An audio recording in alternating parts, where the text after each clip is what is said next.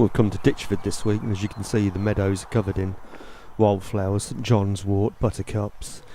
There's these beautiful dog roses on the bushes, and also some red clover here and there, and this lovely hawthorn blossom, just tinged with pink, absolutely beautiful. But looking out on the water, there's not much to be seen, and indeed not much to be seen underwater either. You usually see a few minnows and sticklebacks, but they're not around today. Looking out on the water, there's just a water bailiff, there's some black-headed gulls, cormorant, and some coot.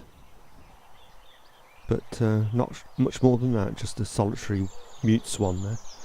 And you can hear birds all around, but the leaf cover's so thick now it's difficult to see them.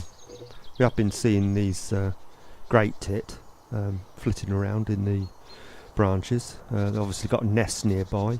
They've got their beaks stuffed with insects for the chicks. Looks like mainly crane fly. And there they go. There's the hole where the chicks are, and the parent birds keep flying to and fro with insects. This particular bird keeps flying up to the hole but doesn't actually take the food in. Whether it's inexperience, I don't know, but he keeps flying off and then sort of coming back with the same fly, and you notice there he doesn't go in. You can hear the chicks inside crying out for food. He still went into the hole and didn't actually give them the food. But there's the other parent bird, just came in and just went straight into the hole and gave them the food. You can just see one of the chicks moving about in the hole there. Lovely stuff. Well, it's really cold today for June. I thought I'd made a mistake when I first got here. Thought we're not going to see anything. But the cows are laying down as well, but there's no rain forecast. But just noticed in these bushes they're actually teeming with various damselfly species. This is a red-eyed damsel.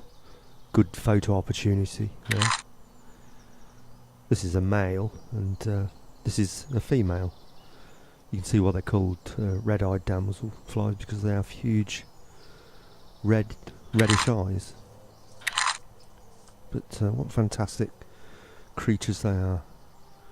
There's 3 or 4 species here. There's red-eyed damsels, variable damselflies, common blue, and azure damselflies. But we're lucky that it is cold, because they're taking longer to warm up and get moving, so you can get quite close to them without them flying away. They're unable to fly until they get warm, because obviously they're cold-blooded creatures. One fantastic view you get.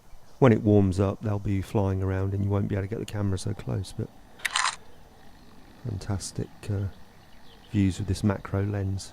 Just look at those jaws. Damselflies are voracious predators.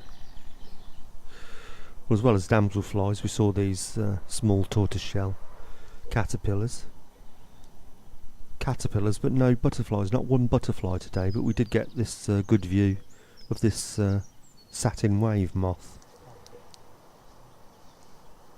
Also several spiders. I looked in the book, couldn't find this one. I'm not sure what this one is.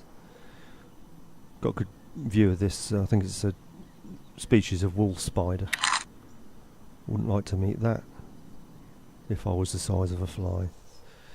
And also these tiny little spiders here.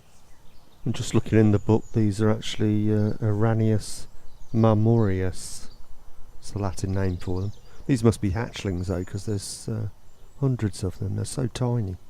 Also different species that fly around. This is a type of crane fly.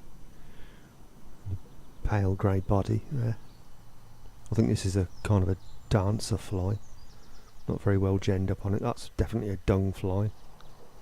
And looking down into the bush there, this is a scorpion fly. That's called because the tail there looks like a scorpion sting. But they're not actually stings.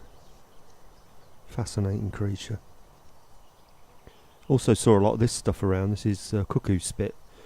Thus called because it appears in spring when the cuckoo gets here, but it's nothing to do with the cuckoo.